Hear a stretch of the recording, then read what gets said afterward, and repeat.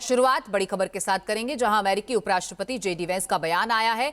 Deal पर अब फैसला ईरान को करना है। अमेरिका ने अपनी शर्तें स्पष्ट कर दी हैं। आगे बढ़ना ईरान पर निर्भर है।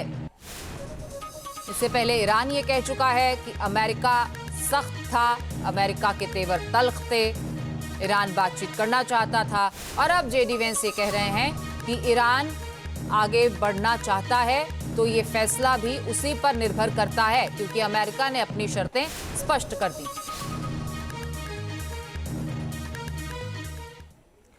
अब मिडिल ईस्ट में भले ही ईरान और अमेरिका के बीच सीज फायर हो गया हो, लेकिन 2 हफ्तों की ये खामोशी महायुद्ध की आहट जैसी सुनाई दे रही है, क्योंकि ईरान अब स्वेज नहर और पनामा कैनाल की तरह हॉर्मुज स्ट्रेट के लिए भी प्लान बना रहा है। ईरान की रणनीति क्या है, इसकी एक एक डिटेल आप इस रिपोर्ट में देखिए। हॉर्मुज में ईरान के खजाने का सच।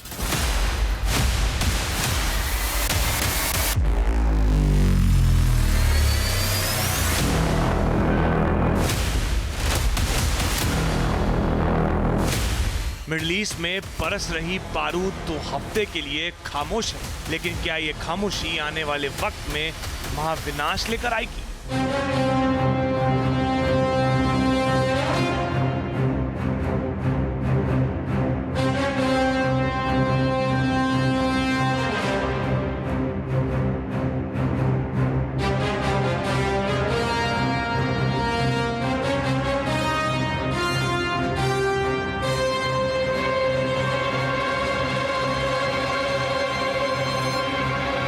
इस बात को ही सोचकर दुनिया परेशान है, क्योंकि अब मिडिल ईस्ट में बैलिस्टिक मिसाइल प्रोग्राम और न्यूक्लियर प्रोग्राम के लिए जंग नहीं होगी, बल्कि अब समंदर के महासंग्राम की पटकथा लिखी जा रही है।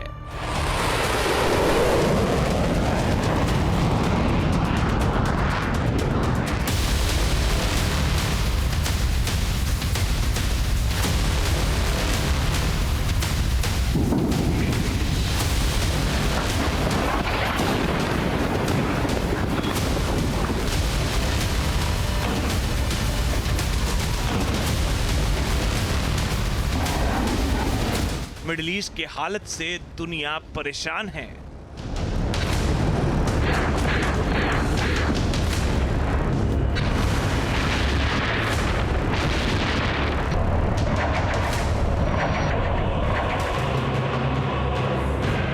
किलोमीटर का समुद्री दायरा पूरी दुनिया की टेंशन बढ़ा रहा है।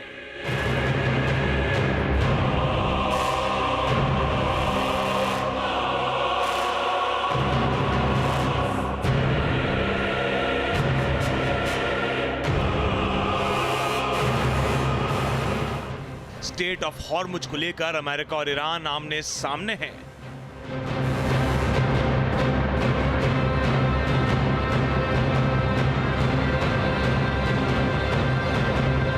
इस्लामाबाद में 21 घंटे तक चली मैराथन बैठक के नाकाम होने का एक बड़ा मुद्दा हॉर्मुज भी है।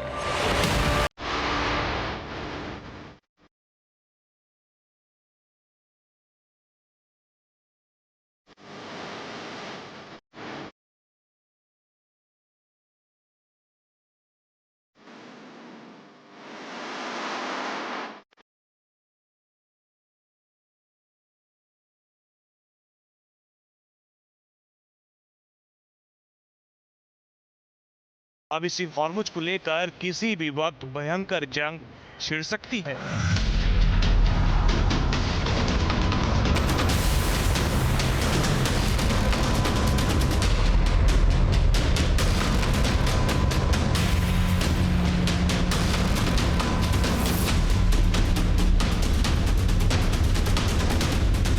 अमेरिका की धमकियों के जवाब में ईरान भी हमलावर है।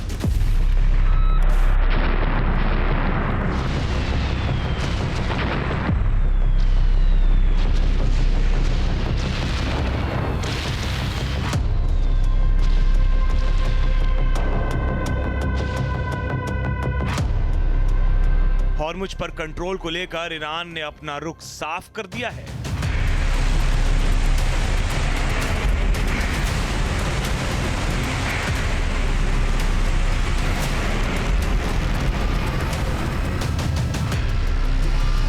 वो इसे किसी हालत में छोड़ना नहीं चाहता। यही वजह है कि सीज फायर के बीच तनाव चरम पर पहुंच गया है।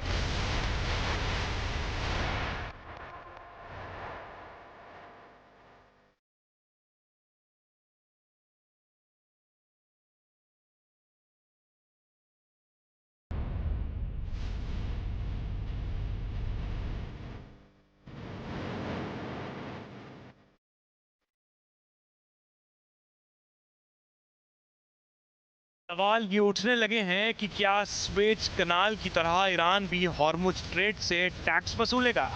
क्या पनामा कनाल की तरह ईरान भी हॉर्मुज से टैक्स वसूलेगा?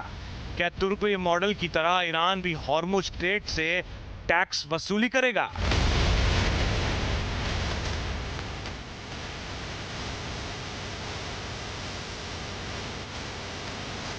क्योंकि हॉर्मुज स्ट्रेट को लेकर कई तरह की खबरें आ रही हैं। हॉर्मुज स्ट्रेट को लेकर ईरान झुकने को तैयार नहीं है, ना ही रुकने को तैयार है।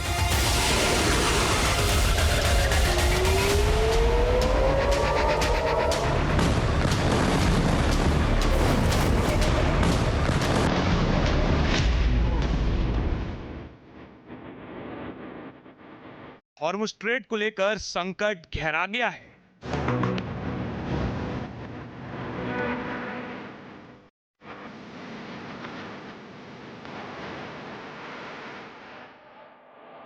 ईरान का रुख पहले की तरह कायम है, इसे लेकर ही टेंशन बढ़ गई है। ईरान ने अमेरिका को अपनी लिमिट में रहने की नसीहत दी है।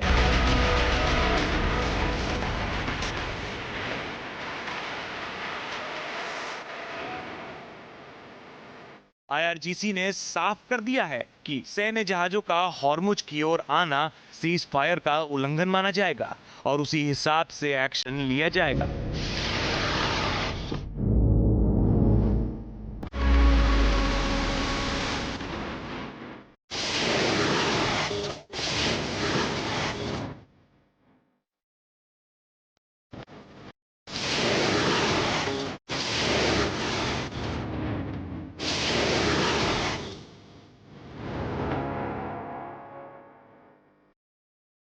IRGC ने चेतावनी दी है कि किसी भी गलत कदम हॉर्मुज को दुश्मनों के लिए घातक भंवर में बदल देगा।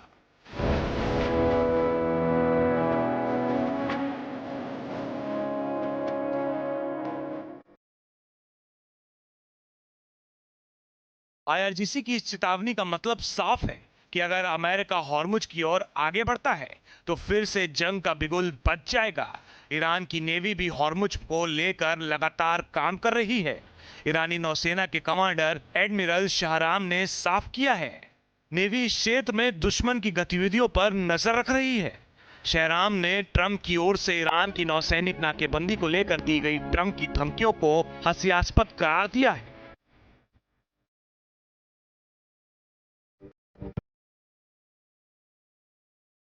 जिस तरह से हॉर्मुज स्ट्रेट को लेकर ईरान एक्टिव है, उससे तो यही लगता है कि हॉर्मुज स्ट्रेट के मुद्दे पर ईरान पीछे हटने को तैयार नहीं है।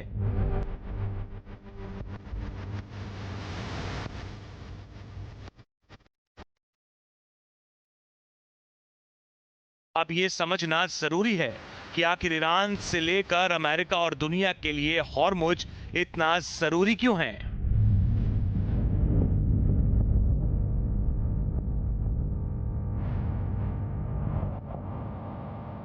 हॉर्मुज की खाड़ी उत्तर में ईरान और दक्षिणी में ओमान के बीच स्थित है।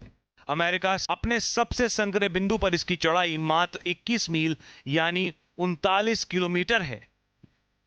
उसमें से भी व्यापारिक जहाजों को आने जाने के लिए केवल 2 मील चौड़े दो रास्ते हैं, जिनके बीच 2 मील का बफर जोन है।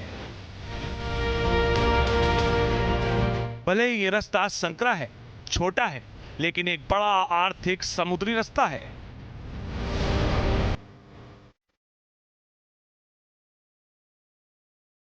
जिसको ईरान पूरी तरह से नियंत्रण करना चाहता है।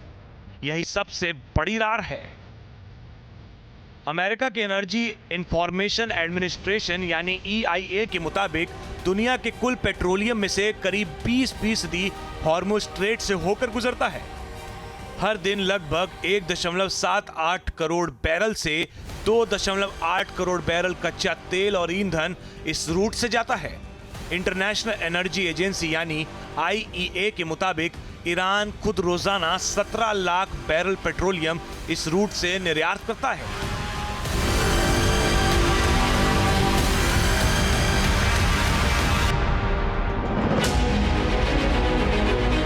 ईरान के अलावा दूसरे गल्फ देश जैसे इराक, कुवैत, सऊदी अरब और UAE भी इस रास्ते से अपना ज्यादातर तेल निर्यात करते हैं। इसमें से ज्यादातर निर्यात एशियाई देशों को होता है। मतलब कि अगर हॉर्मुज पर ईरान का पूरी तरह से कंट्रोल हो जाता है तो ईरान कुछ भी कर सकता है।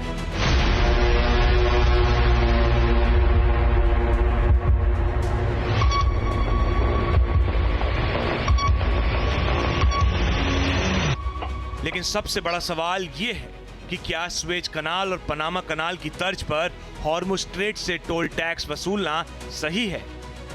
क्या यह इंटरनेशनल नियम पर सही है? स्वेज नहर, पनामा नहर और साथ ही हॉर्मुज स्ट्रेट की तुलना करना उचित नहीं, क्योंकि स्वेज नहर और पनामा नहर की बात करें तो दोनों मानव निर्मित हैं जिसमें ह्यूज कॉस्ट लगे हैं। जबकि अगर आप हॉर्मुज स्ट्रेट को देखें तो ये पूरी तरह से प्राकृतिक है और ये अपने आप में देखा जाए तो अंतर्राष्ट्रीय वाटर में है, लिहाजा इस पर ईरान किसी भी तरह के टैक्स को इम्पोज कर रहा है, तो इसीलिए सवाल खड़े हो रहे हैं। उसी तरह कई जलडमरूबंध अगर आप टर्की की तरफ देखें तो वो भी अंतर्राष्ट्रीय कानूनों के अंतर्गत आते हैं। लिहाजा जो बात ईरान कह रहा है वो अंतर्राष्ट्रीय कानूनों को धज्जियां उड़ाने के जैसा है और इसीलिए इस पर गंभीर सवाल भी खड़े हो रहे हैं।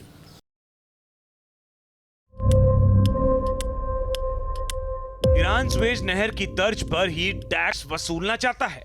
फिलहाल ईरान ये कैसे करेगा, इसकी रूपरेखा कैसे बनाएगा, ये तब मुमकिन हो पाएगा जब हॉर्मुज स्ट्रेट पर ईरान पूरी तरह से कंट्रोल कर लेगा। फिलहाल तो स्वेज नहर के बारे में जानना बेहद ही जरूरी है, क्योंकि इसकी चर्चा काफी तेजी से हो रही है।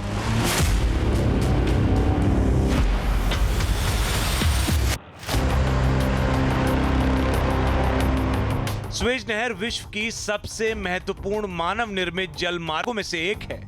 यह नहर न केवल भौगोलिक दृष्टि से अद्वितीय है, बल्कि इसका इतिहास भी राजनीतिक, आर्थिक और सामरिक दृष्टि से अत्यंत महत्वपूर्ण है।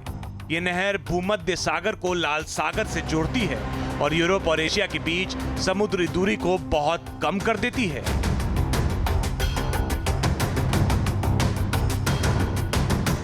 स्वेज नहर मिस्र में स्थित है और यह देश के उत्तर में पोर्ट सईद से शुरू होकर दक्षिण में स्वेज शहर तक जाती है। इसकी लंबाई लगभग 193 किलोमीटर है, तो वहीं इसकी चौड़ाई करीब 205 मीटर से 225 मीटर तक के बीच में है। स्वेज नहर की गहराई लगभग 24 मीटर है।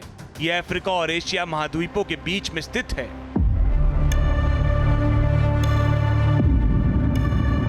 यह नहर सीधे रास्ते में बनी है और इसमें कोई लॉक सिस्टम नहीं है, क्योंकि दोनों समुद्रों का जल स्तर लगभग समान है। वैसे तो स्वेज नहर का निर्माण 1859 में हुआ, लेकिन स्वेज नहर की अवधारणा नई नहीं है। प्राचीन काल में भी कई शासकों ने नील नदी को लाल सागर से जोड़ने का प्रयास किया था।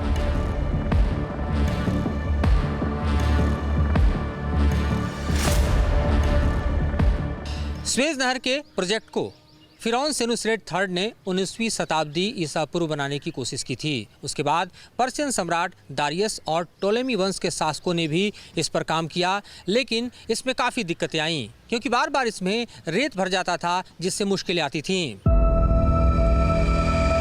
आधुनिक स्वेज नहर जो आप देख रहे हैं, इसका निर्माण फ्रांसीसी इंजीनियर फेडरिनांड डी लेसेस्पस के नेतृत्व में हुआ। इसका निर्माण 1859 में शुरू हुआ और इसे बनने में करीब 10 साल लगे। 17 नवंबर 1869 में स्वेज नहर का उद्घाटन हुआ।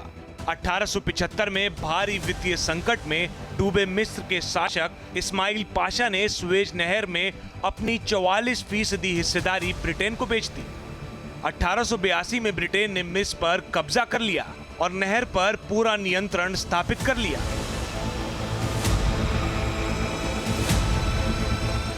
इस रणनीतिक कदम ने ब्रिटेन को भारत के साथ अपने व्यापारिक मार्ग पर नियंत्रण और प्रभाव स्थापित करने में मदद की, क्योंकि ब्रिटेन नहर का सबसे बड़ा शेयरधारक बन गया था। स्वेज नहर पर ब्रिटेन का वर्चस्व और प्रभावी नियंत्रण 1882 से लेकर 1956 तक रहा। लेकिन 26 जुलाई 1956 को मिस्र के राष्ट्रपति गमाल उद्देल नासिर ने स्वेज नहर का राष्ट्रीयकरण कर दिया, जिससे ब्रिटेन और फ्रांस दोनों तिल मिला गए। ब्रिटेन और फ्रांस दोनों ने स्वेज नहर पर कब्जा करने के लिए उस पर हमला कर दिया, लेकिन अमेरिका और सोवियत संघ रूस के दबाव की वजह से उन्हें पीछे हटना पड़ा और स्वेज नहर पर मिस्र का कब्जा हुआ और तब से स्वेज नहर मिस्र का कब्जा है। अब से डीडी फ्री डिश की चैनल नंबर 57 पर देखिए न्यूज नेशन।